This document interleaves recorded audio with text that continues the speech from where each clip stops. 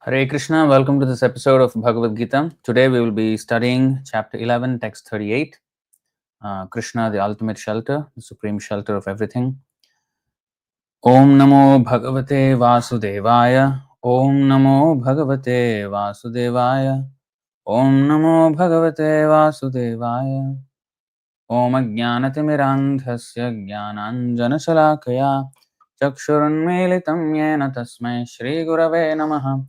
Shri Chaitanya Manobhishtam Sthapitam Yena Bhutale Swayam Rupaha Kadamahyam Dadati Swapadantikam Vandeham Shri Guru Shri Yutapadakamalam Shri Gurun Vaishnavamscha Shri Rupam Sagrajatam Sahagana Raghunathanvitam Tam Sajivam Sadvaitam Savadhutam Parijana Sahitam Krishna Chaitanya Devam Shri Radha Krishna Padan Sahagana Lalita Shri Vishakhanvitamscha He Krishna Karuna Sindho Dinabandho Jagatpate Gopesha Gopika Kanta Radha Kanta Namostute Tapta Kanchana Gaurangi Radhe Vrindavaneshwari Vrishabhanu Sute Devi Pranamami Haripriye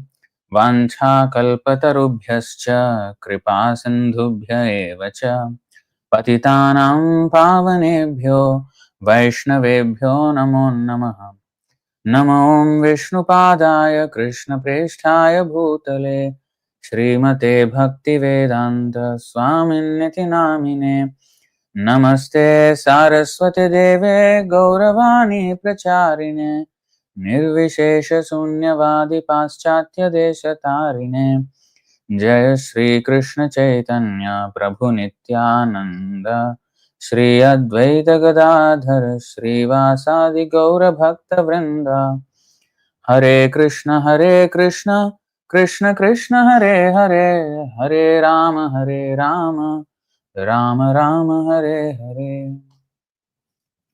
Thank you very much. So today we will be studying chapter 11, text 38. Krishna, the Supreme Shelter. Tvamādidevah puruṣah purāṇastvam vishvasya param nidhānam vettāsi vedyam ca param ca dhāma tvaya tatam vishvamanantarūpa.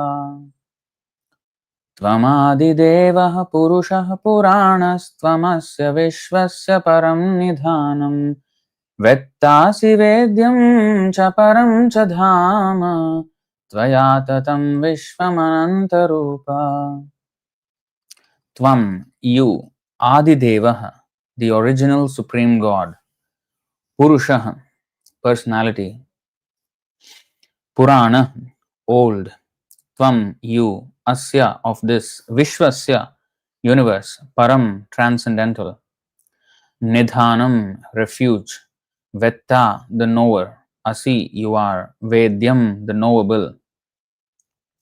Cha and Param, transcendental. Cha and Dhama, refuge. Tvaya, by you. Tatam, pervaded. Vishvam, the universe. Anantarupa, O unlimited form. Translation and purport by His Divine Grace A.C. Bhaktivedanta Swami Srila Prabhupada Ki Jai. Translation: You are the original personality of Godhead, the oldest, the ultimate sanctuary of this manifested cosmic world. You are the knower of everything, and you are all that is knowable. You are the supreme refuge above the material modes. O limitless form, this whole cosmic manifestation is pervaded by you. Purport: Everything is resting on the supreme personality of Godhead. Therefore, He is the ultimate rest. Nidhanam means that everything, even the Brahma effulgence, rests on the supreme personality of Godhead, Krishna. He is the knower of everything that is happening in this world, and if knowledge has any end, He is the end of all knowledge. Therefore, He is the known and the knowable. He is the object of knowledge because He is all-pervading. Because He is the cause in the spiritual world, He is transcendental. He is also the chief personality in the transcendental world. So,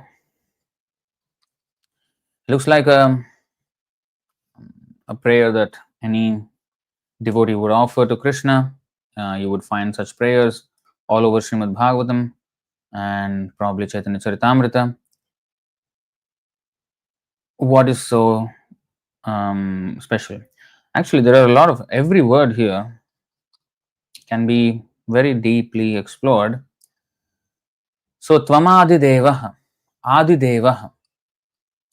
So, Devaha, Deva means the demigods, Adi Deva means the origin of all the demigods. So, here is a word that distinguishes Krishna from other demigods. So, in Hinduism, Krishna is accepted as one of the gods. But here it is very clear. If anybody reads Bhagavad Gita, which is the essence of all the Vedic literature, Sarvopanishado Gavo Dogdha Gopalanandana Partho Vatsah Sudhir Bhokta Dugdham Gitamritam Mahat. The Bhagavad Gita is the essence of all the Vedic literature. Now, this is explained by Shankaracharya, this verse. So, Adi Devaha, this is the, if Bhagavad Gita is the essence of all the Vedas, then this statement is also part of that essence. And in multiple places in the Bhagavad Gita, it is stressed again and again by Krishna and Arjuna even cites other great personalities who had this understanding. And Krishna also cites other personalities who had the same understanding. So it's a very universally accepted fact that Krishna is the supreme personality of Godhead. So you see, let's see that Adideva, right? The original supreme God means he is not equal to Shiva, Brahma, Ganesh, Durga, none of them. All of them are subordinate to him. So Krishna says, Mattah Parataram Nanyat.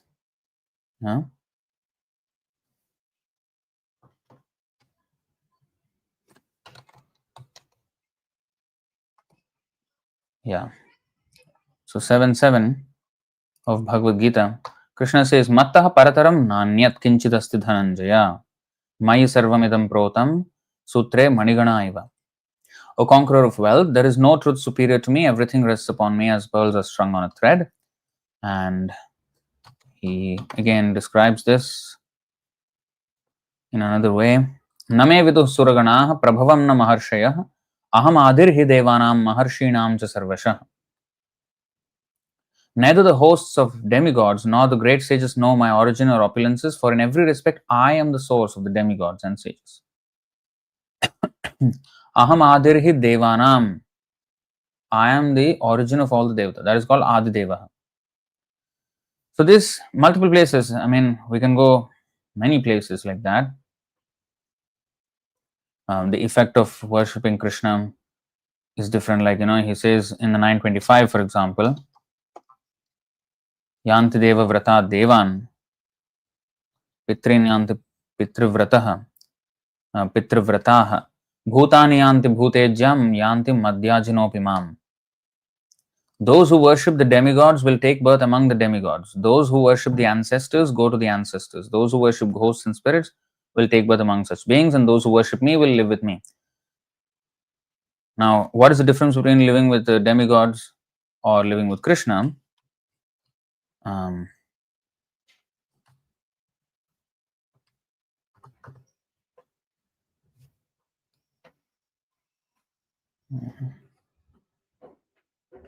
One second.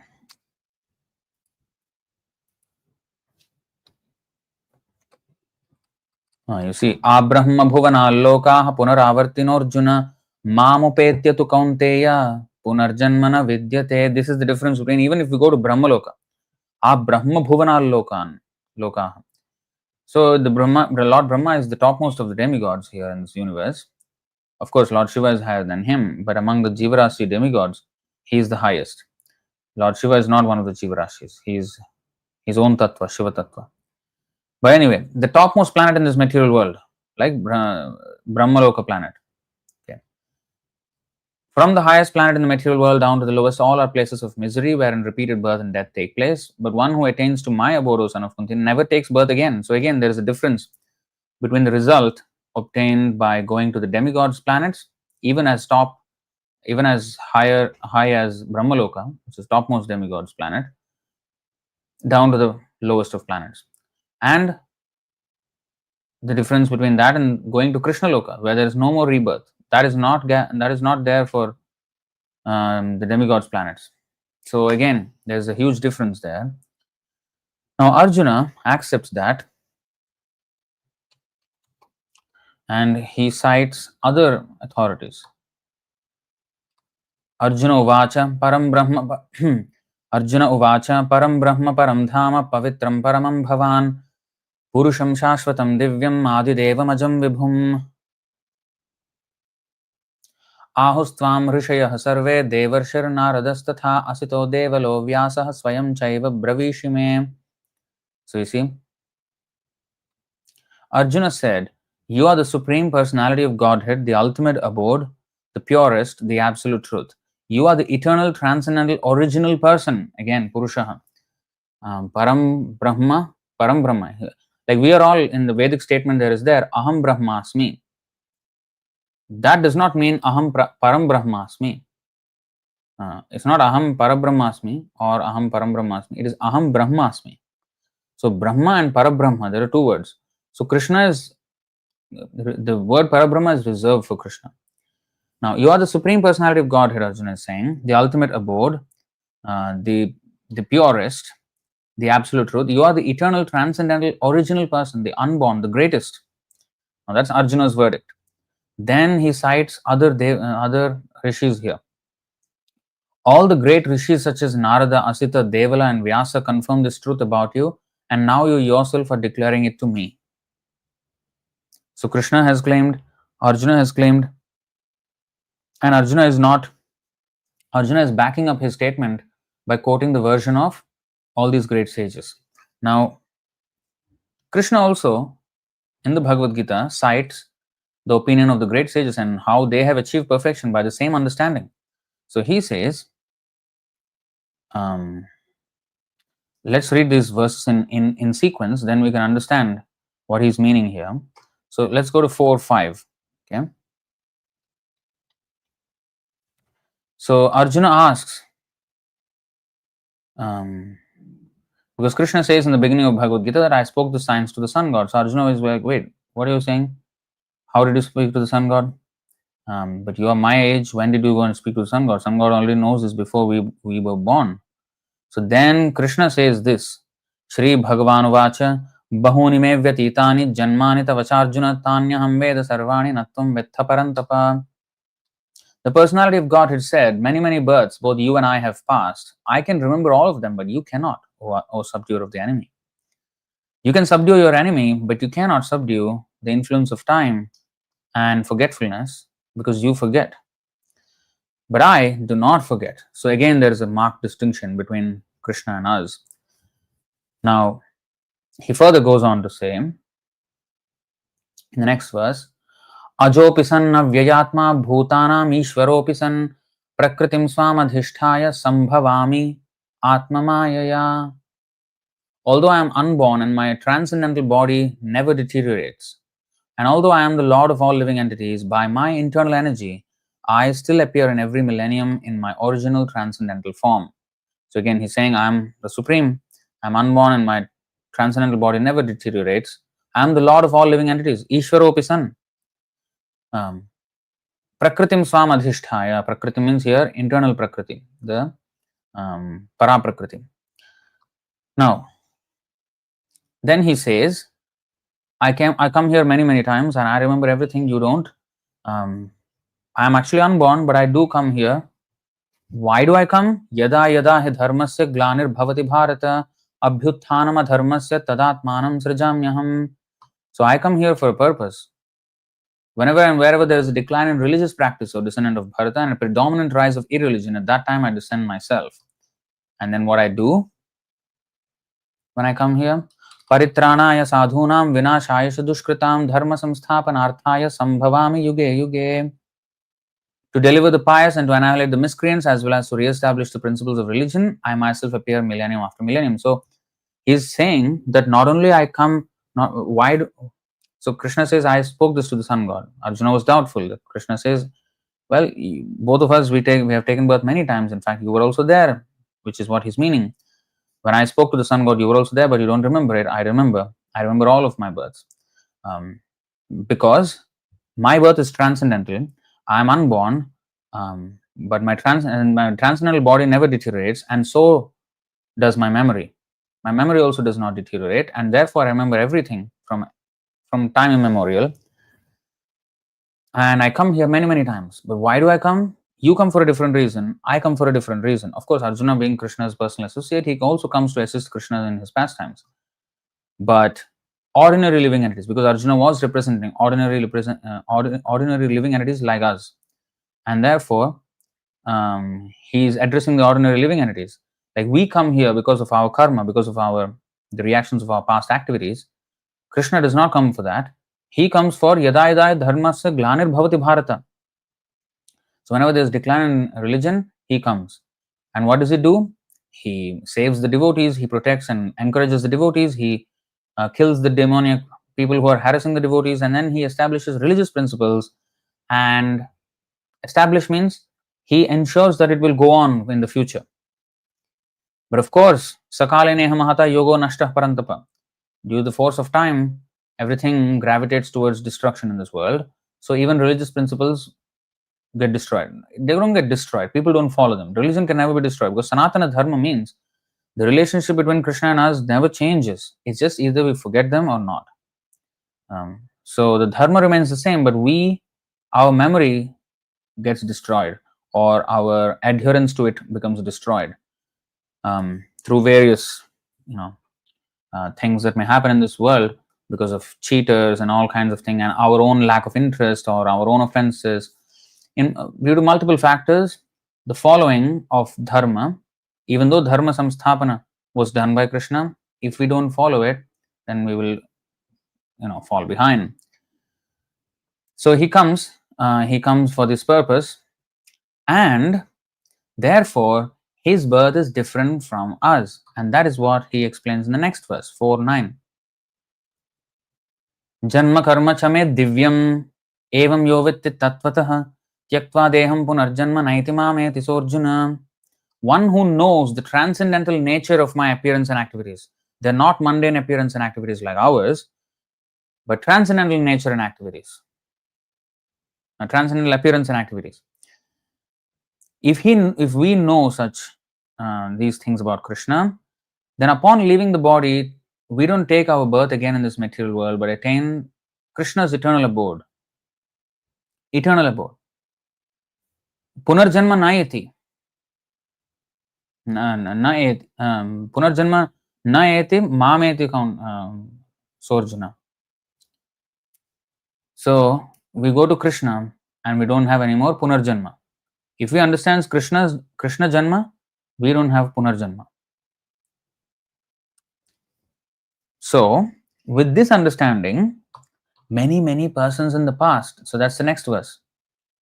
Vitaraga bhaya krodha manmaya mamupashritaah bahavo jnana tapasa puta madbhavam agatah means they have come, attained. Being freed from attachment, fear and anger, being fully absorbed in me and taking refuge in me, many persons in the past became purified by knowledge of me. What knowledge? Janma karma chame divyam evam yo vetti tattvataha. This vetti. Later in this verse, today's verse, vettasi vedyam. Vetta means Krishna is Vetta. He is knower of everything.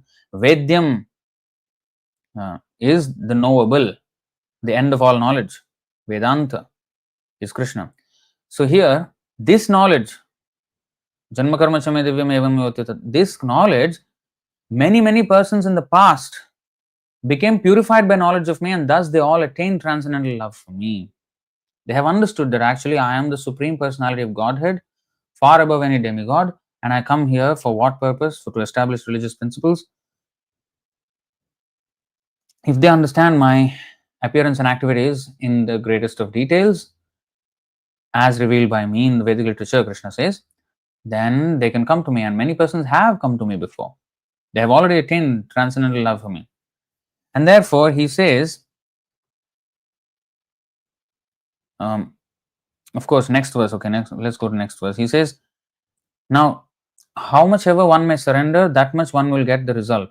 Ye yatha mam prapadyante tam tathaiva bhajamyaham mama vartmanu vartante manushyaha partha sarvashah.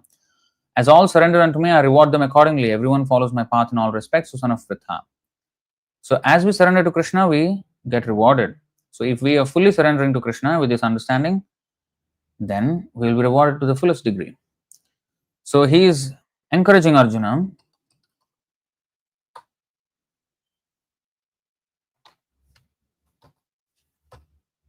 Evam gyatva kritam karma purvairapi mumukshubhihi kuru karmaiva tasmatvam purvaihi purvataram kritam. All liberated souls in ancient times acted with this understanding of my transcendental nature. Janma karma chame divyam. Therefore, you should perform your duty following in their footsteps. So you should also follow such authorities, authoritative sages, kings, and demigods who have understood me. You should also follow. So, Adi Devaha, Brahma also said, Govindam Adi Purusham, right? So, everybody, all the demigods, sages, and great saintly kings, they never differed in their opinion about this. And Arjuna is saying that I accept you as the Adi Devaha. And great sages like Narada, Asita, Devala, and Vyasa also said, now Krishna is saying, I am the greatest. And many persons in the past with this understanding of me being the greatest have crossed over this material world and attained me, Krishna is saying. And therefore, you also, Arjuna, follow such souls and come back to me. So, this Bhagavad Gita, this conversation between Krishna and Arjuna is the Veda Sar. Okay, the essence of the Vedas, as pointed out by Shankaracharya and also Lord Shiva in the Gita Mahatmya of Padma Purana. So, if we did not understand or if we were confused by the variety of statements in the Vedas, then here is an unequivocal assertion that Krishna is the Supreme Personality of Godhead, Adi Devaha. All the demigods, Siva Virinchinutam. What is that? Prabhupada always quoted this many times. Shiva Virinchinutam. Dhyeyam sada paribhavagnamabhishtadoham tirthaspadam Shiva Virinchinutam Sharanyam Bhrityartiham Pranatapala Bhavabdhipotam Vande Mahapurushate Charanarvindam. See, Shiva Virinchinutam. Okay, what is that? Shiva Virinchi means by the greatest of the demigods, Lord Shiva and Brahma. Virinchi means Brahma, Shiva means Shiva. Nutam, which are bowed down to, Sharanyam, most worthy of taking shelter of. So even Lord Shiva and Brahma bow down to Krishna. My dear Lord, you are the Mahapurusha, the Supreme Personality of Godhead, and I worship your lotus feet, which are the only eternal object of meditation. Those feet destroy the embarrassing conditions of material life and freely award the greatest desire of the soul, the attainment of pure love of Godhead. My dear Lord, your lotus feet are the shelter of all holy places and of all saintly authorities in the line of devotional service, and are honored by powerful demigods like Lord Shiva and Lord Brahma. My Lord, you are so kind that you willingly protect all those who simply bow down to you with respect, and thus you mercifully relieve all the distress of your servants. In conclusion, my Lord, your lotus feet are actually the suitable boat for crossing over the ocean of birth and death, and therefore even Lord Brahma and Lord Shiva seek shelter at your lotus feet. So, Adi Deva, we have to have complete conviction in these words. We cannot read Bhagavad Gita like many Hindus. They read Bhagavad Gita and never come to this conclusion that Krishna is Adi Deva. They consider him as one of the Devas. What is that nonsense? Big yogis and swamis are coming and saying this kind of philosophy. One of them said, it's not the form that matters, it's your devotion that matters. Any form is okay. That's not what Krishna said. Manmana bhavamad bhakta. He said, worship me. Become my devotee. Yepi anya devata bhakta. What is that? Yajante shraddhayanvita tepi mameva kaunteya yajanti avidhipurvakam. If you worship others, that is the wrong way to do it. Antavattu phalam tesham tadbhavati alpamedhasam. He's calling them fools, hardly having any intelligence. Krishna's verdict is like this of those who worship somebody other than him. So Chaitanya Mahaprabhu also said, Anya Chadi, what is that?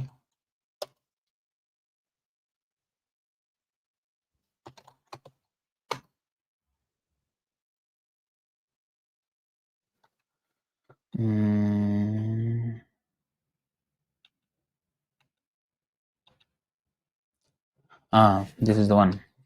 19.168. Anya Mancha, Anya Puja Chadi, Jnana Karma, Anukulya Sarvendriya Krishnanushilana. A pure devotee must not cherish any desire other than to serve Krishna. He should not offer worship to the demigods or to mundane personalities. He should not cultivate artificial knowledge which is devoid of Krishna consciousness, and he should not engage himself in anything other than Krishna conscious activities. One must engage all one's purified senses in the service of the Lord. This is the favorable execution of Krishna conscious activities. So this is the meaning of Adideva. Now, next go to the next word. Purushaha. Purushaha means person. He is a person, first of all. He is not. Let's go here.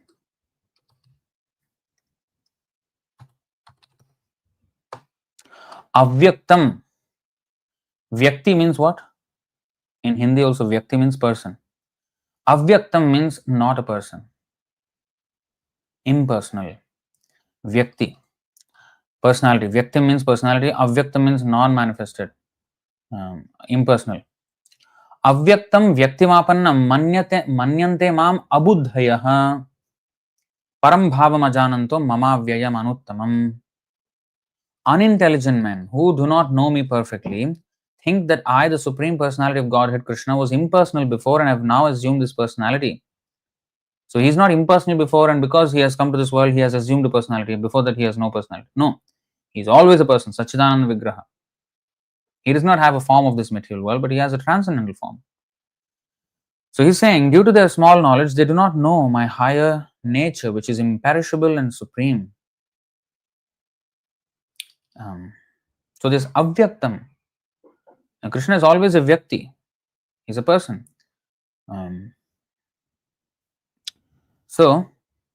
Purusha. And Purusha also means male. Govindam Adipurusham. So Adipurusham means he is the original person. He is the original male. We are all fake males. Whether we are in the body of a male or a female, we all are having a male mentality in this material world. Male means enjoyer. Purusha. Prakriti means female, which means enjoyed. Enjoyed by the male, or to be enjoyed by the male. That's its constitutional position. A male's constitutional position is to be the enjoyer, and the female's constitutional position is to be enjoyed by the male. Now, this sounds misogynistic, but it is what it is. It's not. It's just a fact. So Krishna is the original male. He is the enjoyer. We are to be enjoyed by Krishna, and then we will enjoy. Our enjoyment. So it's not that the female should not enjoy. Female should enjoy by cooperating with the enjoyment of the male. Then that is her enjoyment. So we being female, we are supposed to cooperate with the supreme male's enjoyment, Krishna's enjoyment, and that will bring us happiness. That will bring us happiness. So, in this material world though, we think we want to enjoy. I want to be the enjoyer here. Whether one is a male or a female, according to body, they want to enjoy themselves. And that is a male mentality. But if I cooperate with the enjoyment of Krishna, then I will automatically enjoy. Prabhupada many times gave the example, like the finger. its enjoyment is dependent on the enjoyment of the stomach. If the stomach is supplied foodstuff, the finger will automatically be nourished because part and parcel of the body. So similarly, we are part and parcel of Krishna, and our happiness is contingent on Krishna's pleasure with us. How pleased is Krishna with us? Depending on that, proportionate to that, we will be happy. Okay. So, due to their small knowledge, they do not know my higher nature, which is imperishable and supreme. So, Vyakti is Vyakti, and he is the supreme enjoyer. Because we wanted to be the Purusha, and therefore we were not allowed to remain in the spiritual world, in the Vaikuntha, because in the Vaikuntha, he is the presiding deity. He is the only male.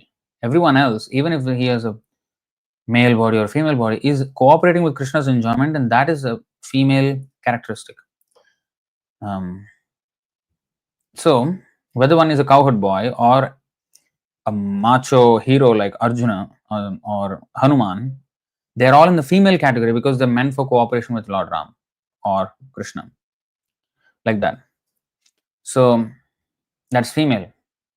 Their happiness is to see the Lord happy, and then they will become happy.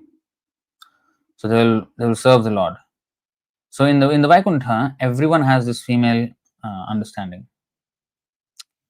and therefore, when we wanted to be the enjoyer, we wanted to assume the male identity, and that's when, because female is always subordinate to the male, no matter what people say, that's the truth. There's no such thing as equality, male and female. It's not equal. They're not equal. Male is superior, female is inferior. That's not for discrimination. That's for proper understanding of how things work so that we can properly play our roles even in society, even mundane levels. I'm speaking on a mundane level, on the bodily platform. If we understand how things work, it's not to, oh, men are superior, women are inferior, therefore men should bully women. That's not the thing. And therefore women should be protected. So males, because he's superior, he has more responsibility now. So that's the whole idea. So anyway, coming back to the original point, Krishna being the male, he is superior, far, far superior than all of us put together. In all the innumerable souls put together, he is superior. He is a supreme, therefore. Now, we are subordinate to him. But when we wanted male mentality, the enjoyer role, then Krishna created an illusory energy which is subordinate to that small infinitesimal particle that we are. We are infinitesimal, Krishna is infinite. So we are inferior to him, but in order for us to feel superior, being male, if you wanted to be male, then we have to enjoy the material nature which is inferior to us. And therefore, this material world is a dead place, and we are allowed to enjoy this dead matter. That's the only way, because people ask sometimes, if we wanted to enjoy separately from Krishna, why did he have to banish us from the spiritual world and give us some material world which is like a place of misery?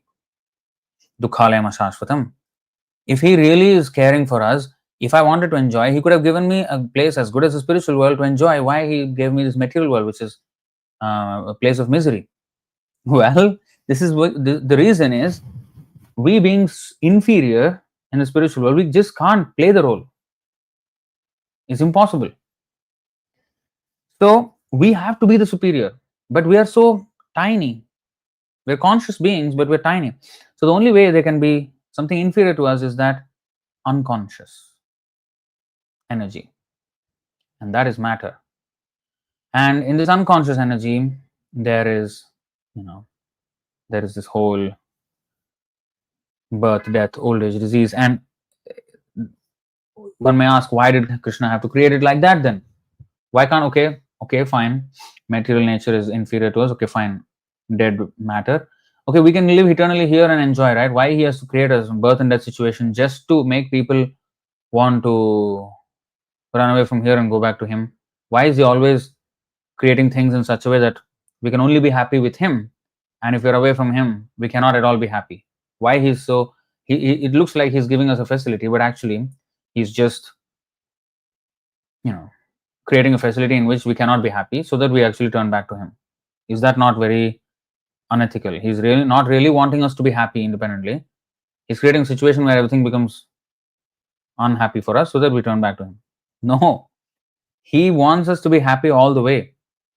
But if we are eternally there in this material world, in this body, then how is the matter inferior to us? If our body is also as eternal as we are, that's the same as the spirit. That's the spiritual world. The existence here has to be inferior, first of all. Next of all, because it's not me alone who has the desire of being a male and wanting to enjoy separately from Krishna, there are millions and trillions and countless number of souls who have the same desire and came to this material world as well. So their desire also has to be fulfilled. Now, they also want to be enjoyer, you also want to enjoy, we all want to be enjoyer. So how? What to do? So therefore, there is a law of karma. Okay, you all can be enjoyer, but within your domain. If you encroach upon another person's enjoyment, then you will have to be punished, because it's only fair. We also can't just have for each soul one whole universe so that he can just enjoy. No, he needs other people to enjoy with. We need to interact. So there has to be more than one person in one universe. In fact, there have to be a whole multitude of living entities in one universe. And if there are so many people in one universe, then who will dominate? So there has to be rules. So that's the law of karma, the rules of karma. And therefore now there has to be punishment, and there has to be reward, and all these things, and pious, and what needs to be encouraged, and what is condemned. All these come into place. And if I have gone on one set of activities, then I should also be able to change that. And that's what happens when we change body. Then we are given a different circumstances, especially in human body. We have agency for change. Well, an animal body, then there's no agency for change. Then how can I change if I'm animal body? So that's not fair, right? No, that is also fair, because when I have an agency to change, that means when I have within my power to make a change within myself, that's a double-edged sword. Because yes, it's an opportunity for us to improve in human life, but if I don't use it properly, I will have to be punished for each of my sinful activities. Whereas for the animal, that higher capacity of judgment is not there, and therefore they are not judged for their killing or for their seemingly unethical behavior. In animal kingdom, it's a savage world. The animal kingdom is a savage world where people live by they kill for a living. Each person kills another for a living. So it's just that's what's going on there. So if that is the case, then they have to be paying for so many of their kills and everything. But no, they're not. So it's a cushion for them to undergo the reactions of their past sinful activities, but not create further seeds of sinful actions. So it will give them some respite. Otherwise, every life, if we are as conscious as the human beings, with the facility of discerning between right and wrong, then every action of ours is judged. So every mistake that we do, we are going to be punished. We will forever be punished. We'll be eternally in this material world, never come out. So in order for us to actually come to a place where much of our sinful reactions are accounted for, and then we get relatively clear of them, and then get a human body, then there's again a chance to fully understand. And therefore Krishna comes into this, especially human form of life. He establishes religious principles so that whoever has come into the human form of life may able to contact the devotees and study the scriptures and make it back to Godhead, follow the process and make it back to Godhead. So in that way, we are shielded from further fall downs in animal life, and just allowed to rise one by one until we'll come to human life again. There is a crossroads again. We can make it back to Godhead by understanding our aim of life and following the whole process of Bhakti Yoga, or we can sidetrack and fall back again to animal life. So in this way, it's a very, if you really study, perfect. Krishna's whole arrangement is just absolutely perfect, without the slightest defect. Slightest defect, not even slightest. Somebody is saying, Plutonium is saying, what if machine becomes conscious, then who will judge it? So this is the problem with modern science. You don't know what actually is the origin of consciousness. Machine can never be conscious. I'm sorry to break it to you, but machines are not conscious and they will never be. They will never be. So, because consciousness is a symptom of the Atma, no amount of material, mechanical, chemical, biological manipulation will produce life. None of it. Life comes from life. Life does not come from matter. Matter is gathered because of life. Like our body grows and all changes happen because of the presence of the soul inside.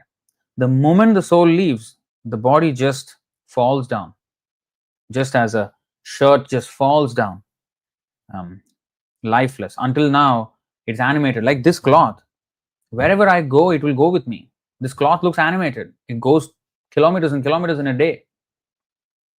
But it's not alive. It's not alive. I'm just wearing it. So similarly, we, the soul, are wearing this body now. The body is never alive. So it's not because of some amino acids and some heartbeat, our heart, we are alive. No. We are alive because we are always alive. We, the soul, Atma, are always alive. And that Atma is conscious. The body is never conscious. Body is just a body. It's a dead body all the time. You know, he's saying, we just think we are atoms. We are not atoms. We are not. We're just not atoms. So this body and we are different. That's the first thing about Bhagavad Gita. That's why I request you, platinum guy. What is that? Plutonium guy. Sorry, plutonium guy. You go and read Bhagavad Gita. So that is the thing that you should do, because then you will clearly understand who you actually are. Then you will understand that machines will never come to life. Will never come to life. If the scientists think that way, they are fundamentally flawed. Fundamentally flawed. There's no reality in that understanding. So anyway, Purushaham, that is Purusha. Now we will go to the next word. Purana. Right? That's the next word in that. Tvamadi Devaha Purushaha Puranaha. You may say Puranas. Hey, that is not Purana. It is Puranaha. You see the word to word. Puranaha. But when it is followed by Tvam, Visarga Aha, Puranaha, followed by Tvam, then it becomes Puranastvam. And that's why when we chant this verse, we should not chant this like this. Tvamadi Devaha Purushaha Puranas Tvamasya Vishvasya Param Nidhanam. No. You should sing in one breath. Tvamadi Devaha Purushaha Puranas Tvamasya Vishvasya Param Nidhanam. Puranastvam. You must, the Puranaha and Tvam, the reason it is ending with S is because it is supposed to be together with the next word, which is Tvam. So if you have to be very, very strict about the way we pronounce this, it has to be pronounced together. Puranastvam. So for that to happen, when we chant, we don't break it. Tvamadi Devaha Purushaha Puranas. We don't do that. Of course, sometimes when we are trying to chant by call and repeat method, like one person chants and the other person repeats, we may do that. But that's for allowing for the call and response fashion of chanting. But the right way to do this is in one breath. Tvamadidevaha purushaha puranastvamasya vishvasya param nidhanam. Nidhanam, I can stop there because nidhanam and vettasa, there is no sandhi rule there. So when there is sandhi rule, puranaha and tvam, then puranastvam.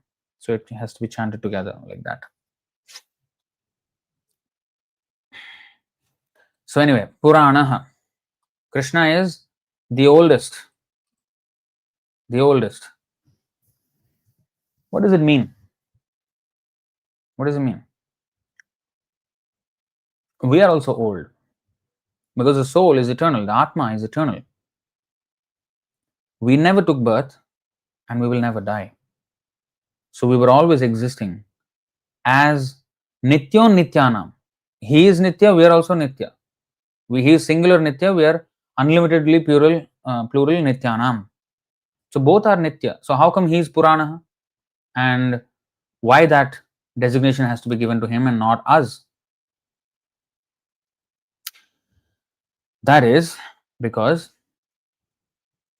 this difference is not in time. Is not according to time. According to time, we both are as eternal as each other. Achintya bheda abheda tattva. Ours is.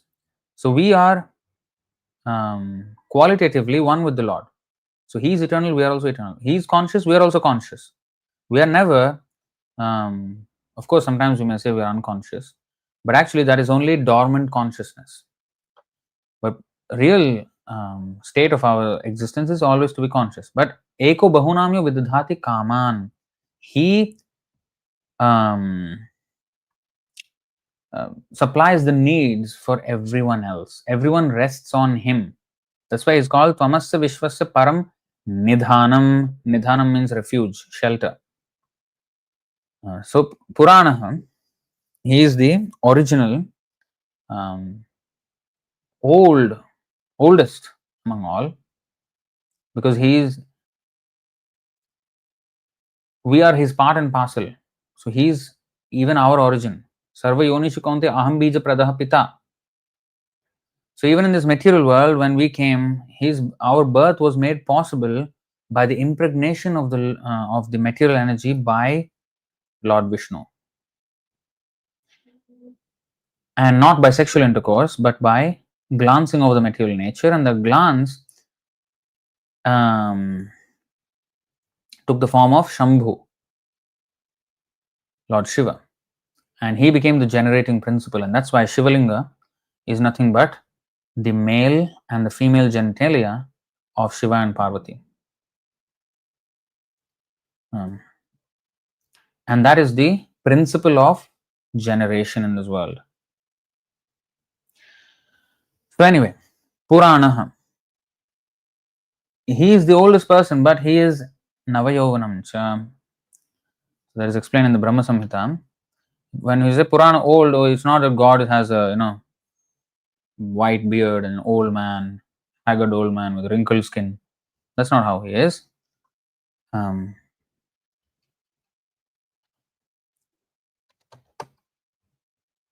They're not this 533.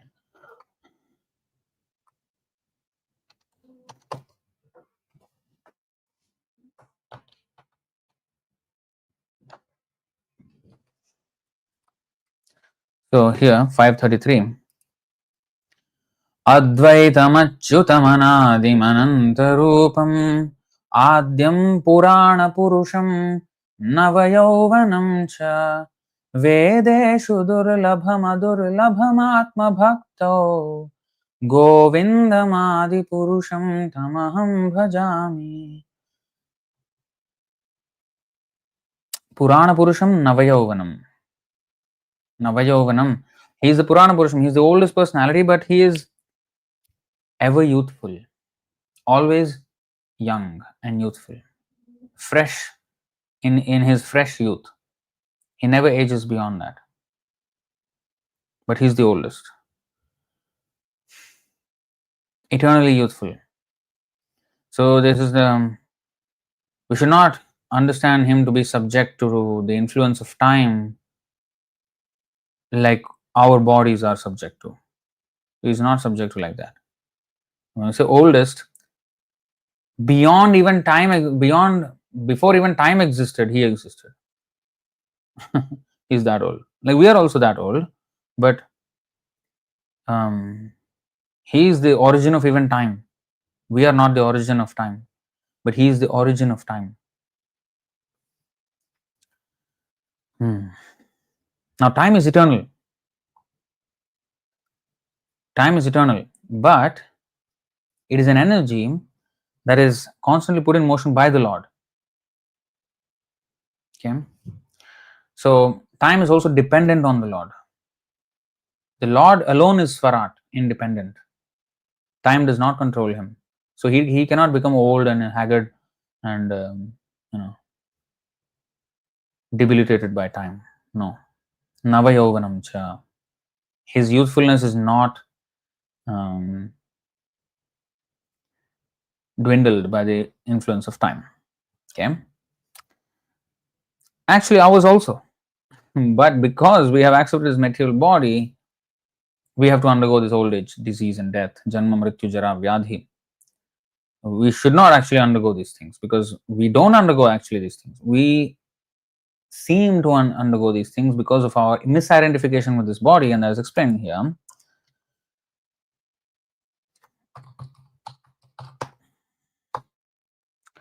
शोक हर्ष भय क्रोध लोभ मोह स्पृहादयः अहंकारस्य दृश्यन्ते जन्म मृत्युश्च नात्मनः. Lamentation, elation, fear, anger, greed, confusion, and hankering, as well as birth and death, are experiences of the false ego and not of the pure soul. When we say birth and death, so even old age and disease, all of these are experiences of the false ego, not of the pure soul. So, because we misidentify ourselves, false ego means misidentification. Because we misidentify ourselves with matter, therefore we think we are growing old. We actually don't grow old. We are also eternally youthful, just like the Lord. But he never has a material body. Never has a material body. He's always youthful. Okay. Yes. Richa is saying in 10:30, Kṛṣṇa declares he is the time. Yes.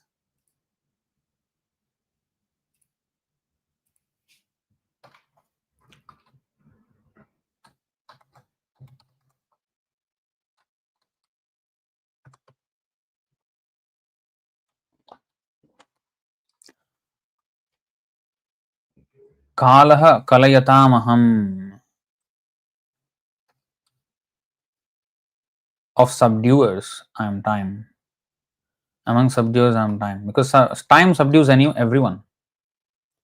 Like we used to have on television Arnold Schwarzenegger. Oh, very muscular bodybuilder and actor and everything, handsome. Now he is as an old man. He said recently there was an interview. He said it's painful to watch myself in the mirror right now because although the body is much better than many others at my age, but nowhere close to what it was. So he's very strong, but time subdues everyone and it crushes everyone in its path. There's nothing we can do about it. Absolutely nothing. So it is humbling, the influence of time. If you really understand how time works, it robs us of our lifetime perniciously. Perniciously. We don't even notice.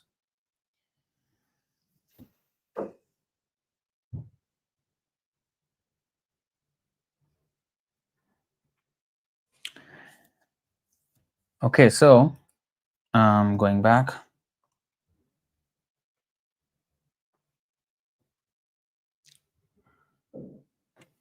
Tvamasya Vishwasya Param Nidhanam. So Vishwasya of the universe, Param Nidhanam. He is the supreme shelter of the universe. That means he existed before creation. That means he is not part of the creation. So if he is the refuge of the creation, that means he is not part of the creation. He was existed beyond, and that is exactly what is here. Aham sarvasya prabhava and aham evasam evagre. 2933 of Srimad Bhagavatam. This is the start of the Chatushloki Bhagavatam. Aham evasam evagre nanyadyat sadasatparam paschadaham yadetaccha yova shishyeta sosmyaham. The purport is very, very long. But anyway, it's a very important verse of Bhagavatam. Brahma, it is I, the personality of Godhead, who was existing before the creation, when there was nothing but myself, nor was there the material nature, the cause of this creation. That which you see now is also I, the personality of Godhead, and after annihilation, what remains will also be I, the personality of Godhead. So he is the beginning, the middle, and the end of everything. So what we see now is also him. The entire universe is just his energy. And that's why Narad Muni said, idam hi vishvam bhagavan ivetaraha.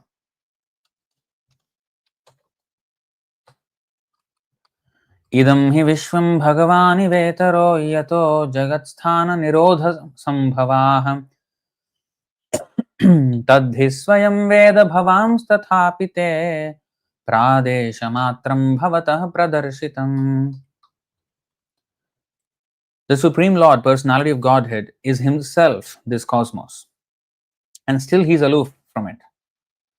From him only has this cosmic manifestation emanated, in him it rests, and unto him it enters after annihilation. Your good self knows all about this. I have given only a synopsis.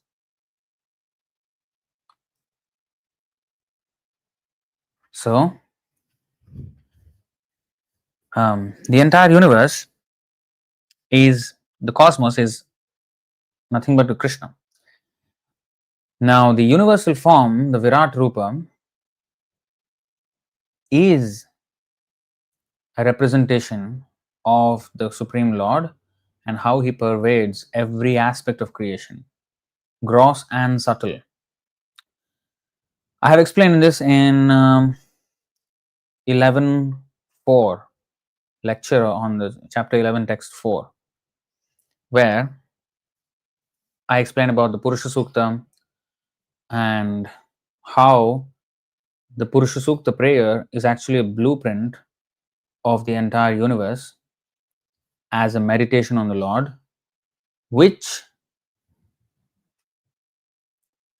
Lord Brahma remembers at the dawn of his day, every single day, and he recreates all the destroyed planets, planetary systems, with the blueprint that is given in the Purusha Sukta prayers. For example, the clouds are the hair on the Lord, and the trees are the hair on the body of the Lord.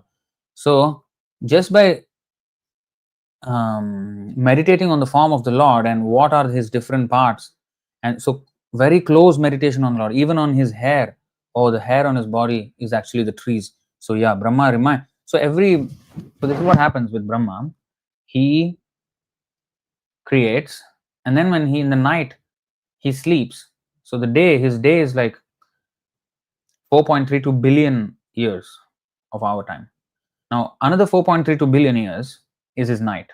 So in his night, when he sleeps, the water of the universe, the Garbhodaka ocean, rises and inundates 10 planetary systems until Svargaloka. Only out of the 14 planetary systems, 10 are submerged underwater. So the water level rises tremendously, and only Janaloka, Mahaloka, Tapoloka, Satyaloka, these last, the upper 4 planetary systems remain intact. And then when Brahma wakes up in the morning, he sees from his lotus flower down, the water level is so high, he actually gets afraid. He becomes very afraid. And then by his meditation on the Lord, and then the Lord actually subsides the water level. And now the space is left empty. Now he has to create all those planetary systems again. And he forgets, just like when we wake up in the morning, we are a little groggy and we forget what we're supposed to do. And then it takes us some time to actually, oh yeah, it's already this time. Okay, I need to start my day. So he forgets.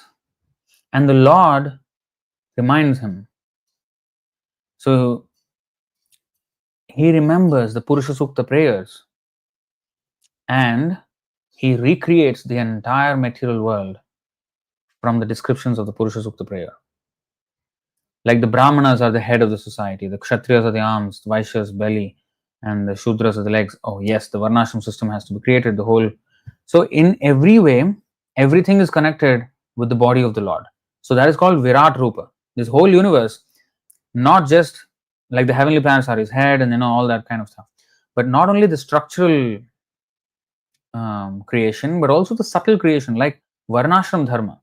It is not a structure, but it is a subtle structure of society. It's not a engineering structure, but it's a social structure. So it's more subtle than a physical form, right? So even such subtle and gross structures of the universe are based on the form of the Lord. And that's why this Virat Rupa becomes very important. Like the rivers are the blood vessels of the Lord, of the Virat Rupa. So you can actually see that if the rivers are stopped, dammed, eventually people will have blood issues. Now you may say, come on, that doesn't sound anything scientific. It does. If you see how much pollution that is going into the river with this damming up of the water and industrial waste, the very fact that we dam water up is because we want to create something, an artificial civilization we have created that is so dependent on electricity, which is produced by that. So why do we dam up water?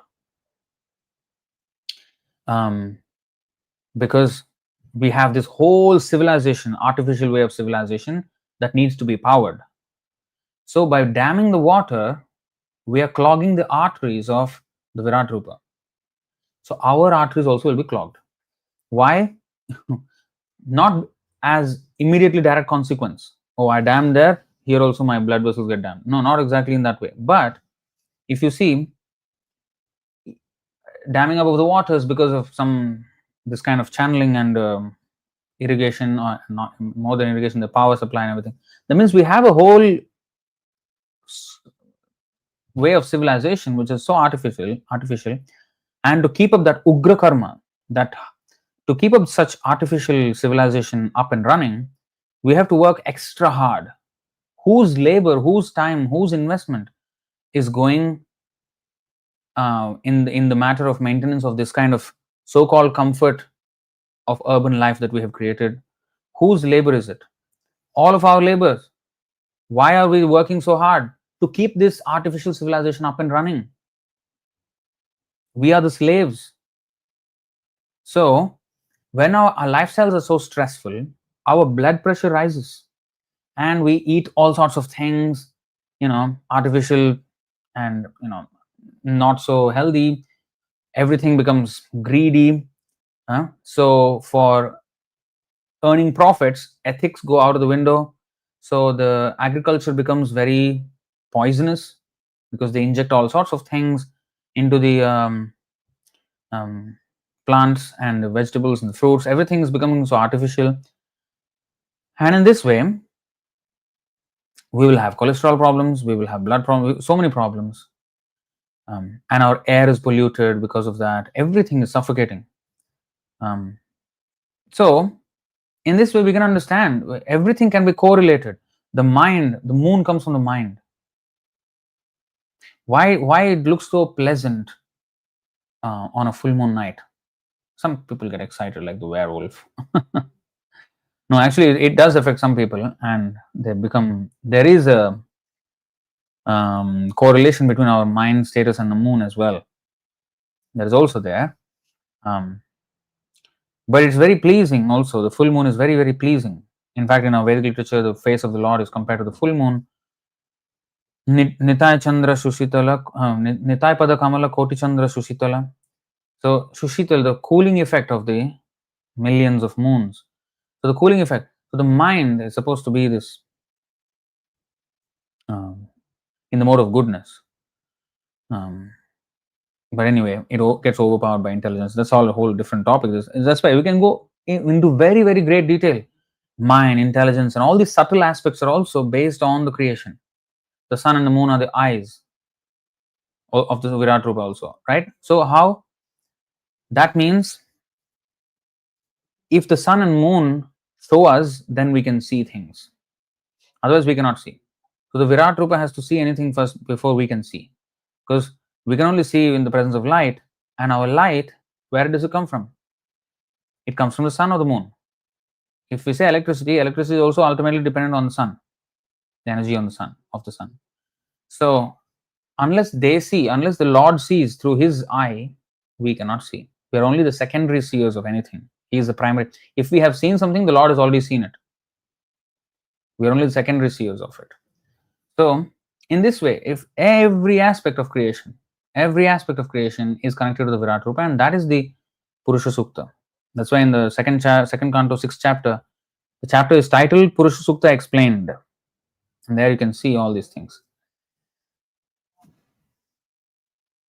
Intestines are the rivers. Those of the arteries are the seas. Okay, arteries are the seas, and the intestines are the rivers.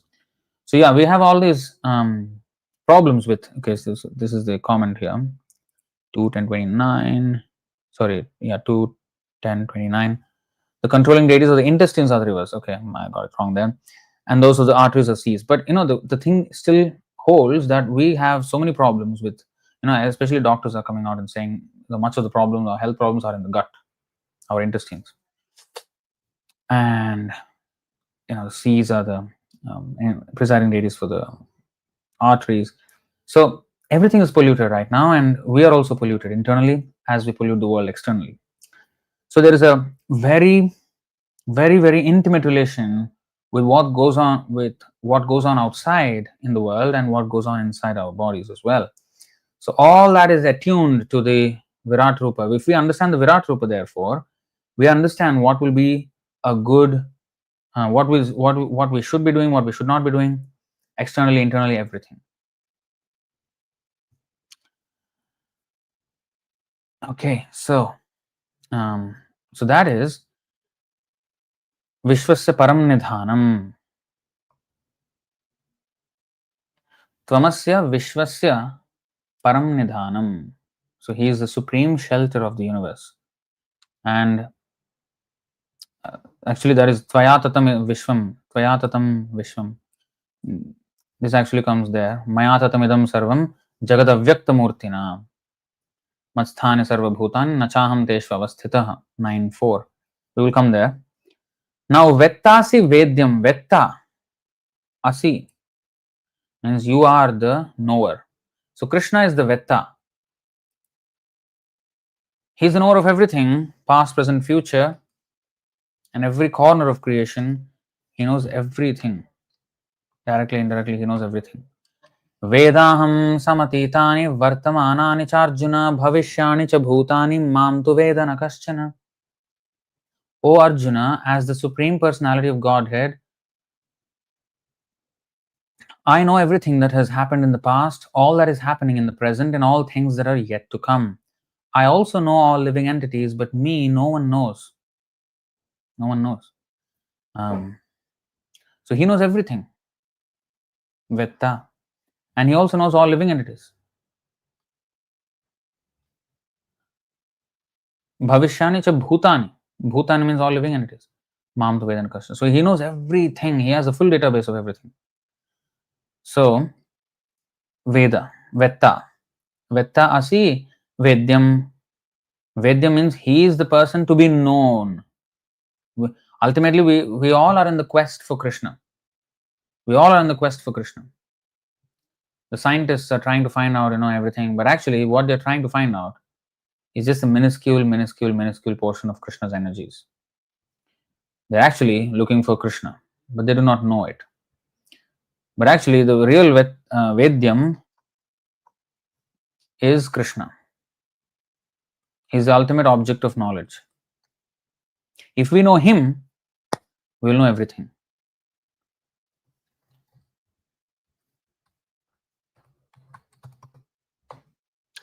Yo mam evam asammudho janati purushottamam sa sarvavid bhajati mam sarvabhavena bharata. Whoever knows me as the Supreme Personality of Godhead without doubting is the knower of everything. He therefore engages himself in full devotional service to me, O son of Bharata. What is that? Yasmin vijñāte sarvameva vijñātam bhavati.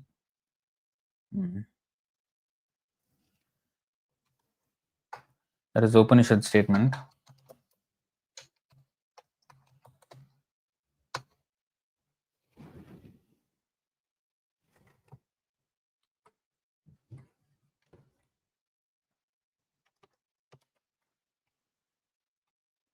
So actually it is Kasmin Vijnana, something like this actually. So Prabhupada says like that, Mundaka Upanishad. I think it's Kasmin. Yeah, Mundaka Upanishad, you see. Kasminnu bhagavo vijñāte sarvamidam vijñātam bhavatiti. That's the exact word. Mundaka Upanishad 113. Kasminnu bhagavo vijñāte sarvamidam vijñātam.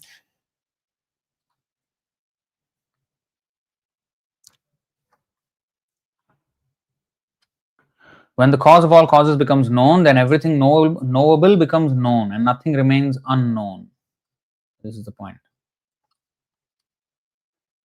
When the cause of all causes becomes known, then everything knowable becomes known and nothing remains unknown. What is it? 1318. Jnanam Gyayam Jnanagamyam. What is that?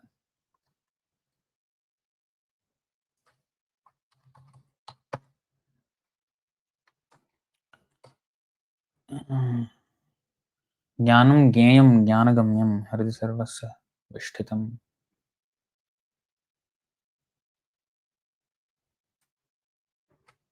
He is the source of light in all luminous objects.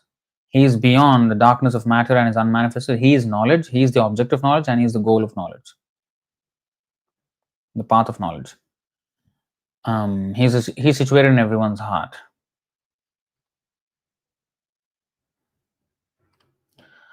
So, yeah, so everything. He is Vedyam. He is to be known. And he can be known only by submissive hearing.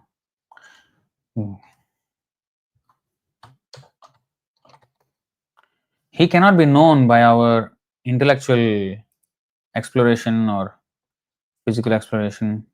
Panthastu koti shatavatsara sampragamya. Actually, let's go there first. Panthastu koti shatavatsara sampragamyo vayorathapi manaso muni pungavanam sopyasti yat prapadasimnya vichintya tattve govindamadi purusham tamaham bhajami. Panthastu, on the path of approaching God, if we can go at the speed of the mind or the air or even light or mind, even mind is faster than even light, for millions, shatavatsara, koti shatavatsara sampragamya, millions and millions and millions and trillions of years. If we try to speculate on the Lord, we can never have any understanding, no clue. Sopyasta yat prapada simni avichintya tattve. Pada means feet. Prapada means the beginning of the feet, which is the toe nails. Toe nails simni avichintya tattve. We cannot even reach the toenails of the Lord, even after trillions and gazillions of years of speculation. So that's never the path to understand Krishna. Vedeshu durlabham, adurlabham atma bhakta. So, bhaktyamam abhijanati.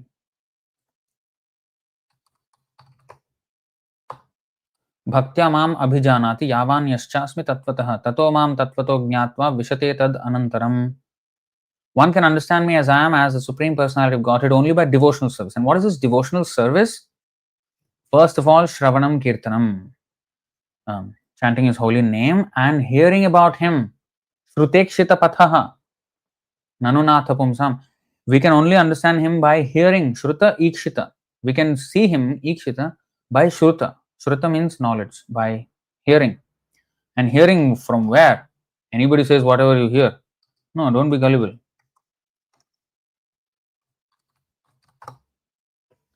10:14:3. Okay. ज्ञाने प्रयासमुदपास्य नमन्त एव जीवन्ति सन्मुखरितां भवदीयवार्तां स्थाने स्थिताः श्रुतिगतां तनुवाङ्मनोभिर् ये प्रायशो जितजितोऽप्यसितैस्त्रिलोक्याम्. Those who, even while remaining situated in their established social positions, that means we don't have to really become some big monk somewhere, no. Wherever you are, stay there first.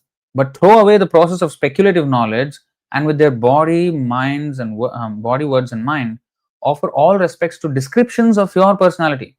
Descriptions of Krishna means you have to read books, Bhagavad Gita, Bhagavatam, given by Krishna, given by the Guru who's coming in the proper sampradaya. That we should hear, we should read. Not anybody tells whatever you read and hear and believe. No. From the right channel. Don't be victims of fake news.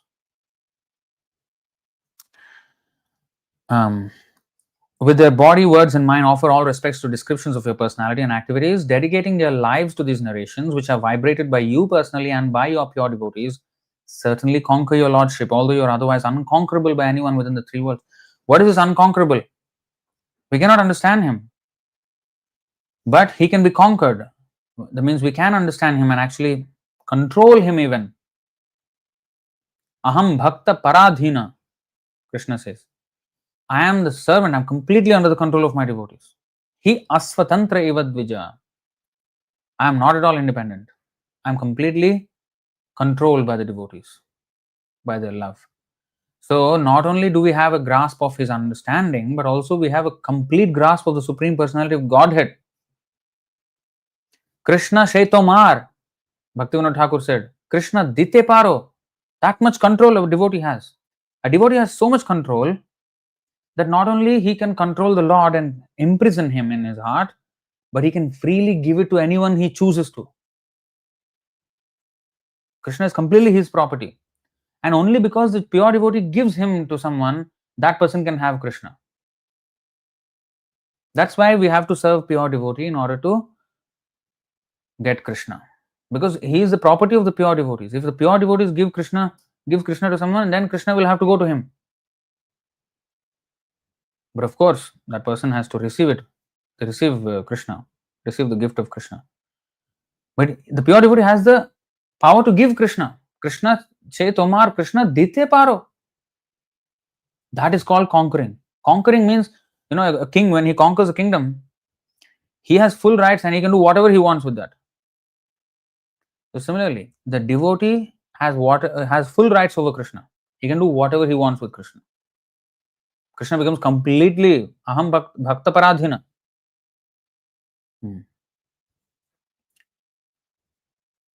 So, by bhakti, we can understand him, Vedyam. To know him, to capture him, to conquer him, we have to become bhakta. And like this verse.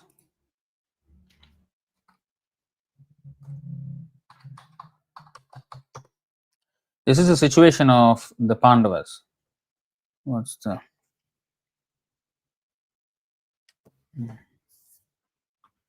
So this is the situation of the Pandavas. Sarathya parashada sevana sakhya dautya Virasanānugamana stavana pranaman snigdheshu pandushu jagat pranatim cha vishnor bhaktim karoti nirpatis charanaravinde. Maharaj Parikshit heard that out of his causeless mercy, Lord Krishna or Vishnu, who is universally obeyed, you see, Vishnu or Krishna is universally obeyed by even the greatest demigods, but such Vishnu or Krishna rendered all kinds of service to the malleable sons of Pandu by accepting posts ranging from chariot driver to president to messenger, friend, night watchman, etc., according to the will of the Pandavas, obeying them like a servant and offering obeisances like one younger in years. When he heard this, Maharaj Parikshit became overwhelmed with devotion to the lotus feet of the Lord. He became overwhelmed because how great is the Lord, universally obeyed by everyone, and he became an absolute servant, night watchman to the Pandavas. That's how Vedyam, that's how we can conquer and capture Krishna, by devotion. And the devotion, we have to learn how to become devoted from a devotee. That's why we would associate with devotees and learn from the pure devotee how to become a devotee of Krishna.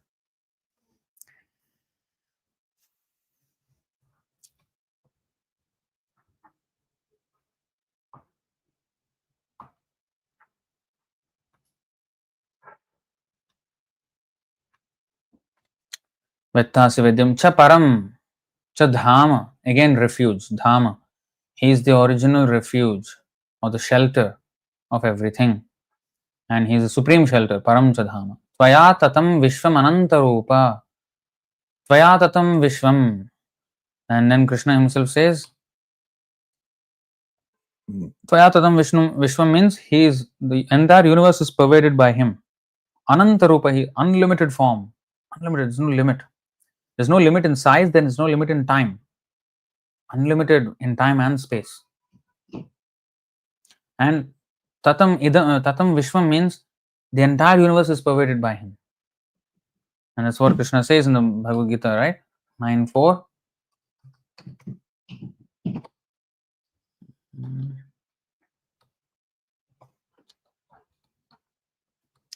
Maya tatamidam sarvam.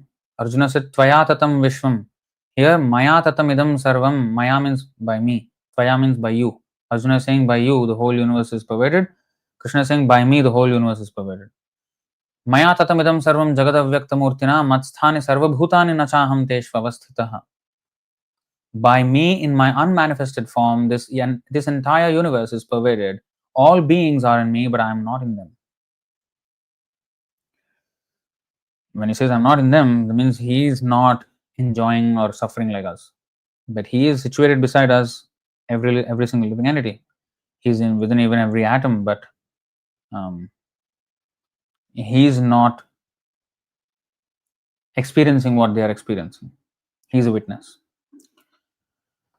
So in this way, we can understand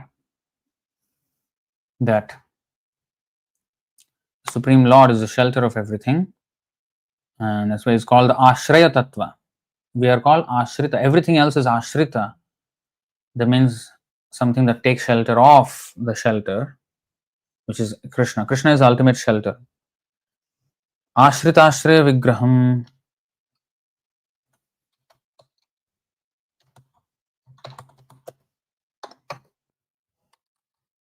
Dashame Dashamam Laksham Ashritashraya Vigraham Sri Krishnakhyam Param Dhama Jagad Dhama Namami Tat. The 10th canto of Srimad Bhagavatam reveals the 10th object. So there are 10 subjects of Bhagavatam. The 10th subject, the final subject, is Krishna, who is the shelter of the rest 9 subjects. The 10th canto of Srimad Bhagavatam reveals the 10th object, the Supreme Personality of Godhead, who is the shelter of all surrendered souls. He is known as Sri Krishna, and he is the ultimate source of all the universes. Let me offer my obeisances unto him. So, this is just to have an idea of what the 10 subjects of the Bhagavatam are. Shri Shuka Uvacha Atra Sargo Visargascha Sthanam Poshanamutayah Manmantare Shanukatha Nirodho Muktirashrayah. Ashrayah. This Ashrayah means the shelter. In the Srimad Bhagavatam, there are 10 divisions of statements regarding the following: the creation of the universe, subcreation, planetary systems, protection by the Lord, the creative impetus, the change of Manus, the signs of God, returning home back to Godhead, liberation, returning home back to Godhead, liberation, samam bonam. Samam bonam means the shelter, ashraya. So that ashraya is the shelter of everything.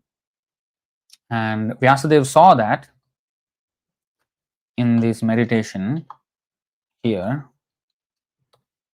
Bhakti yogena manasi samyak pranihite male apashyat purusham purnam mayam chatad apashrayam. So, you see,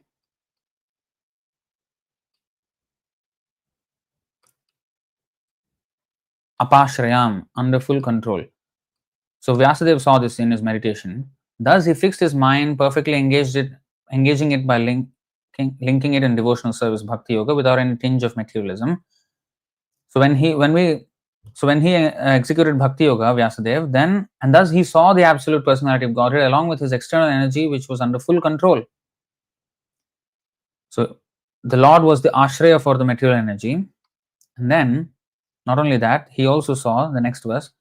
यया सम्मोहितो जीव आत्मानं त्रिगुणात्मकं परोऽपि मनुतेनर्थं तत्कृतं चाभिपद्यते. Due to this external energy, the living entity, although transcendental to the three modes of material nature, thinks of himself as a material product and thus undergoes the reactions of material miseries.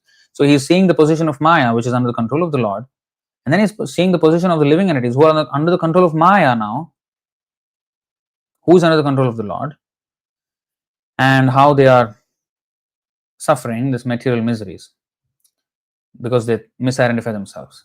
Then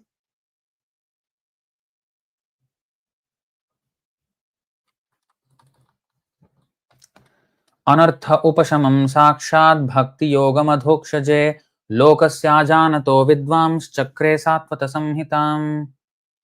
So he saw them suffering, then he felt compassion, then he thought, then he did this. The material miseries of the living entity which are superfluous to him, that means which actually he does not experience it because of his interface with Maya, the false ego. So the material miseries of a living entity which are superfluous to him can be directly mitigated by the linking process of devotional service. So he knows the one and only way, the most effective way of relieving everybody of all misery is the linking process of devotional service. Linking means it's bhakti yoga madhoksha. Yoga means to link. Bhakti yoga madhoksha. So the miseries can be mitigated by the linking process of devotional service. But the mass of people do not know this, being bewildered by Maya. That he saw, yaya sammohita jiva. Sammohito jiva means they were completely bewildered by the influence of Maya. But the mass of people do not know this, and therefore the learned Vyasadeva compiled this Vedic literature which is in relation to the supreme truth. This Vedic literature means the Bhagavatam. So then what happens? What is the effect of reading Bhagavatam? Yasyam vai shruyamanayam Kṛṣṇe paramapurushe bhaktirutpadyate pumsah shoka moha bhayapaha. Simply by once giving oral reception to this Vedic literature, just by hearing or just by reading, the feeling for loving devotional service to Lord Kṛṣṇa, the Supreme Personality of Godhead, sprouts up at once to extinguish the fire of lamentation, illusion, and fearfulness. The miseries, which are sum total of lamentation, illusion, and fearfulness, become extinguished. This fire is the samsara davanala. This extinguishing the fire of lamentation, illusion, and fearfulness is samsara davanala, the forest fire of material existence. And to extinguish that, bhakti yoga, the mercy cloud, which the rain from the mercy cloud of the spiritual master, who gets that cloud. Where does the cloud come from? From the ocean, the Karuna Sindhu, the ocean of mercy. Kṛṣṇa, hey Kṛṣṇa Karuna Sindhu. So that Kṛṣṇa is non-different from the Bhagavatam. So the Bhagavatam can extinguish completely the fire, but in order to understand, it can extinguish the fire of a material life. But to understand Bhagavatam, we have to understand from the Bhagavat. Bhagavata पढ़ गया वैष्णव स्थाने, or Prabhupada says Bhagavata पढ़ गया Bhagavata स्थाने. So to understand the Bhagavatam, we have to understand it from the Bhagavatam, the real, the living Bhagavatam, the spiritual master, the pure devotee, Bhagavat, Mahabhagavat. Then, Sasamhitam Bhagavatim Kritvanukrumya Chatmajam Sukam Adhyapayamasa Nivritti Niratam Munihi. The great sage Vyasadeva, after compiling the Srimad Bhagavatam and revising it, taught it to his own son Sri Shukadeva Goswami, who was already engaged in self-realization. Yes, this is Samam Bonam. This is the definition of Samam Bonam according to English.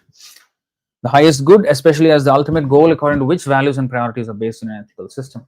So, all the pious activities, impious activities, good, bad, everything is in relation to the summum bonum. If we don't have an understanding of the summum bonum, there is no reason for why there should be any ethics. Why this is good, why there is bad, why this is considered pious, why that is considered sinful. Anything that gets you near to Krishna, that is considered as pious. Although in the material world, everything is actually sinful. Everything is sinful because it's a sense gratification. But at least if it is done with the sanction of the Lord, at least that is considered pious because it takes you nearer to the Lord. It is encouraged. It is positively incentivized. And the sinful activities are negatively incentivized because it takes you away from the Lord. It's not good for us, and therefore there is punishment for that, so that one is discouraged to do that. So in this way, all the ethics, all the policy of the karma, law of karma, is based on the summum bonum, the ashraya, the ultimate object.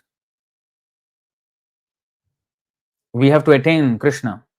In order to attain that, everything is defined as good and bad according to whether it gets us near to him or gets us farther away from him. Okay, so I would like to stop here.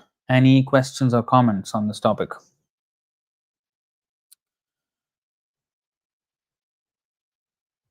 This is a very good verse, 6:9:22, which is suggested in the comment section. 6:9:22.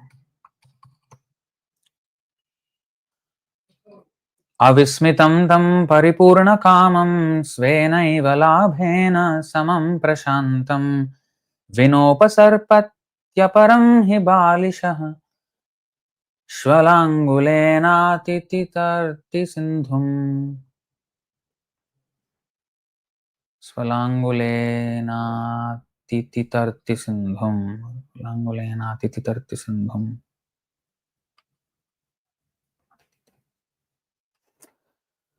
Free from all material conceptions of existence and never wonderstruck by anything, the Lord is always jubilant and fully satisfied by his own spiritual perfection. He has no material designations and therefore he is steady and unattached. That Supreme Personality of Godhead is the only shelter of everyone. Anyone desiring to be protected by others is certainly a great fool who desires to cross the sea by holding the tail of a dog.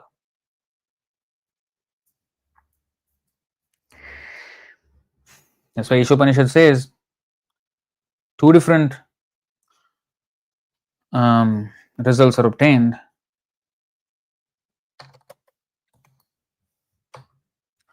Anyadevahu sambhavad anyadahu rasambhavat iti shushrumadhiranam yenastadvichachakshire.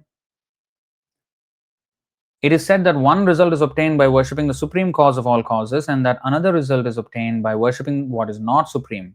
All this is heard from the undisturbed authorities who clearly explained it. And in the purport, Prabhupada explains. Is it here?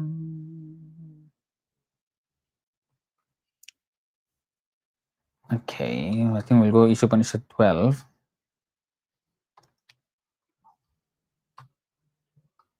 Yeah. Okay, so this also is the same thing in a different way it is explained. Andham tamah pravishanti ye sambhutim upasate tato bhuya ivate tamo ya usambhutyam rataha. See, those who are engaged in the worship of demigods, who are not supreme, enter into the darkest region of ignorance, and still more so do the worshippers of the impersonal absolute. Okay, so here the Sanskrit word asambhuti refers to those who have no independent existence.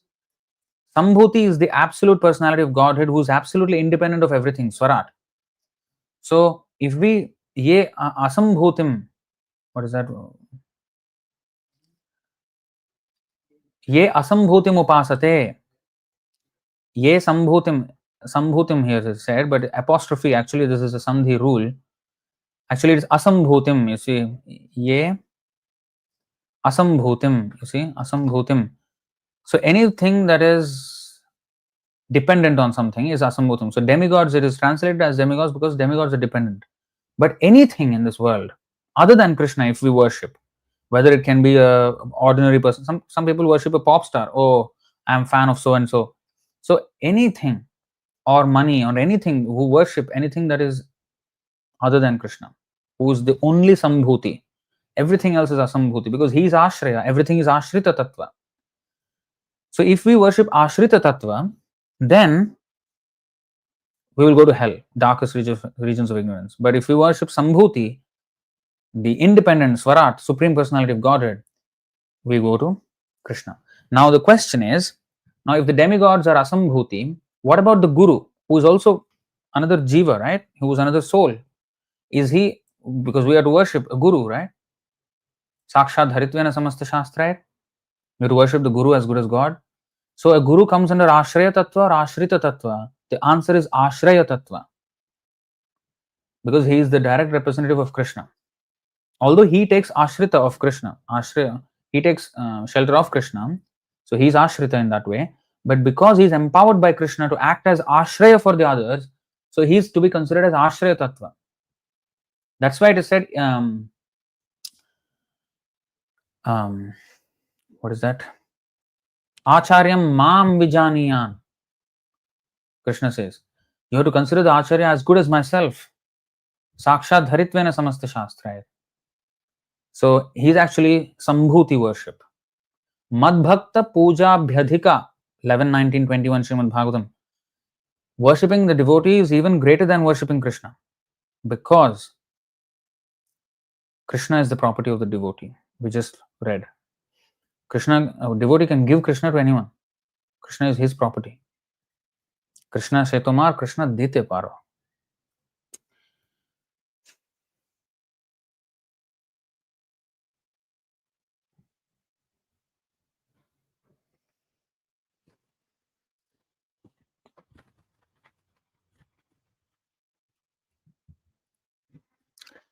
So here, there's a quotation here. Srimad Bhagavatam 1742 purport: women as a class are no better than boys, and therefore they have no discriminatory power like that of a man.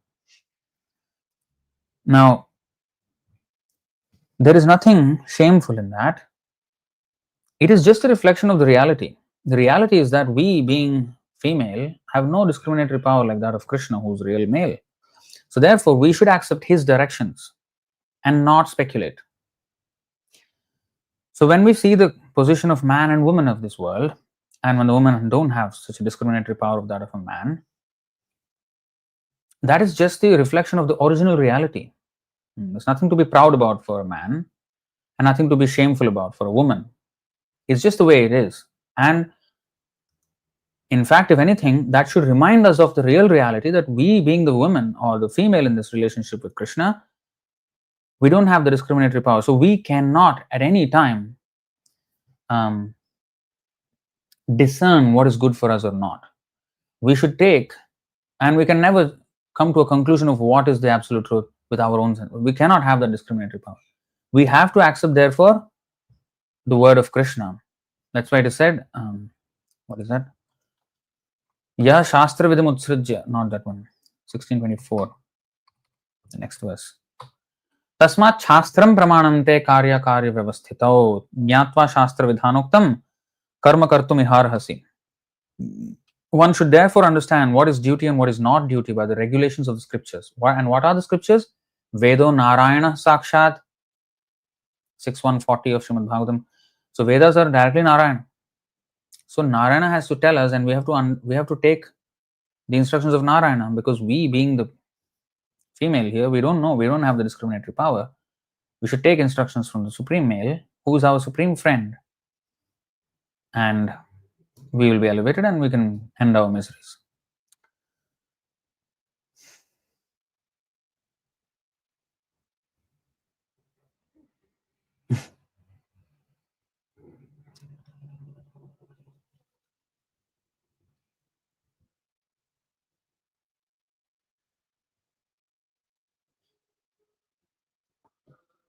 Okay.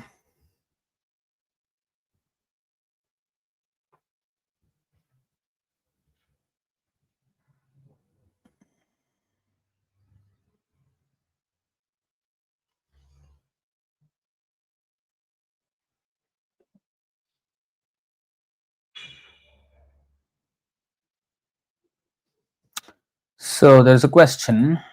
asking, sometimes we know that we're doing what we're doing is not good, but still couldn't find way to exist. It is due to a lack of proper other way in that point of time, but still we know it's bad. Is there any punishment for that? Well, we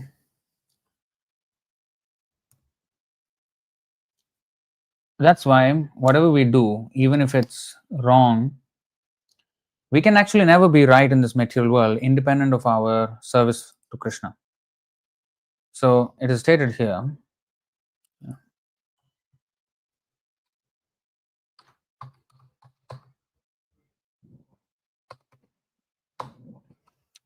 श्रेयान् स्वधर्मो विगुणः परधर्मात् स्वनुष्ठितात् स्वभावनियतं कर्म कुर्वन्नाप्नोति किल्बिषम्. It is better to engage in one's own occupation even though one may perform it imperfectly than to accept another's occupation and perform it perfectly. Duties prescribed according to one's nature are never affected by sinful reactions. So this purport is also very interesting.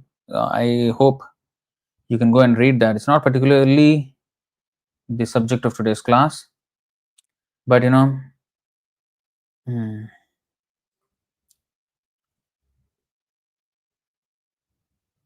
see, this is the thing.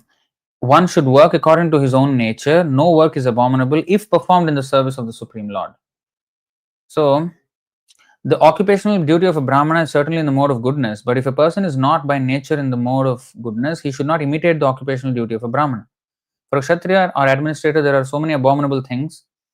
A Kshatriya has to be violent to kill his enemies, and sometimes a Kshatriya has to tell lies for the sake of diplomacy. Such violence and duplicity accompany political affairs, but a Kshatriya is not supposed to give up his occupational duty and try to perform the duties of a Brahmana. One should act to satisfy the Supreme Lord. For example, Arjuna was a Kshatriya. He was hesitating to fight the other party, but if such fighting is performed for the sake of Krishna, the Supreme Personality of Godhead, there need be no fear of degradation. In the business field also, sometimes a merchant has to tell so many lies to make a profit. If he does not do so, there can be no profit. Sometimes a merchant says, "Oh, my dear customer, for you I am making no profit." But one should know that without profit, the merchant cannot exist. He would die. Therefore, it should be taken as a simple lie if a merchant says that he is not making a profit. But the merchant should not think that because he is engaged in an occupation in which the telling of lies is compulsory, he should give up his profession and pursue the profession of a Brahmana. That is not recommended. Whether one is a Kshatriya, Vaishya, or a Shudra doesn't matter if he serves by his work the Supreme Personality of Godhead.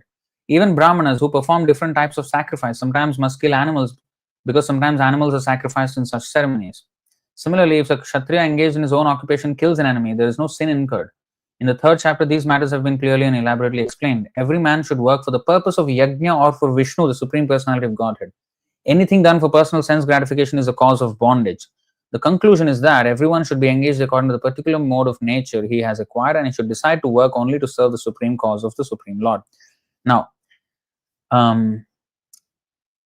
you may do your work and then you may do something wrong about that. The way you can purify that, therefore, is that we should contribute some of the result of our work, which is part of our salary, to the Krishna consciousness movement. That is compulsory for all devotees who understand this principle, that we are committing something or the other wrong and we're not engaged in Krishna's service, we're engaged in some service of some mundane fellow. And therefore, we are doing mistakes, and there may be so many defects in that work also, and supporting things which are not so good.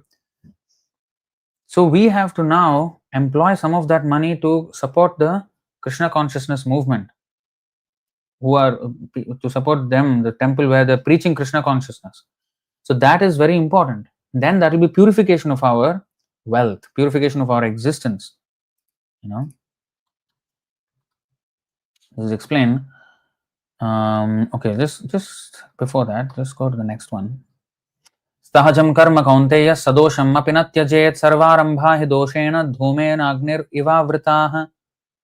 Every endeavor is covered by some fault, just as fire is covered by smoke. Therefore, one should not give up the work born of his nature, O son of Kunti, even if such work is full of fault. One should not give up the work, but one should offer the results of such work to Krishna. Then one is purified. But if I want to perform something very pure in this world, it's not possible even. And then, so this is another good thing, because in Kali Yuga, 12.3.45 Srimad Bhagavatam, it is stated, in the Kali Yuga, objects, places, and even individual personalities are all polluted. So you can't really hide from that if you're going to work in the material world. But by offering the results, by chanting Hare Krishna mantra, first of all, by reading Prabhupada's books, and by offering some of our results to Krishna, some of our money must be contributed. Every month we are getting salary, so every month we have to give something to Krishna. That is actually purification for us, and it is not but that I'm giving money somewhere else. It is purifying my own money. You see, otherwise we are implicated. Yajna dana tapah karma natyajyam karyameva tat yajno danam tapaschaiva pavanani manishinam. Acts of sacrifice, charity, and penance are not to be given up. They must be performed. Indeed, sacrifice, charity, and penance purify even the great souls. So we must do this charity. And for whom we must do the charity? Not to give some food or what is that, money to the poor people. No. You have to give to the Krishna consciousness, the temple, because they know how to serve poor people, rich people, every people. And we ourselves will be served by such contribution, because they will transform that money into books, prasadam, conduction of festivals, so that more and more people can be, the devotion of people can be increased. So many programs they undertake to enlighten the people, and therefore that is the proper transformation of that wealth in service of Krishna, and then give back to the people spiritual profit by these programs. So that's the way to purify ourselves. Okay, so thank you very much. I mean, just to add to that point, Arjuna did not want to fight because he thought fighting is violence. Why should I kill my family members? That's evil. But when he understood that it was for Krishna, then he fought. He used his talents and fought for the sake of Krishna because Krishna wanted it. So that's devotional service. That's proper consciousness. Okay, thank you very much. Bhagavad Gita ki jai, Srila Prabhupada ki jai, Nitai Gaur Premanande, Hari Hari Bol, Hare Krishna.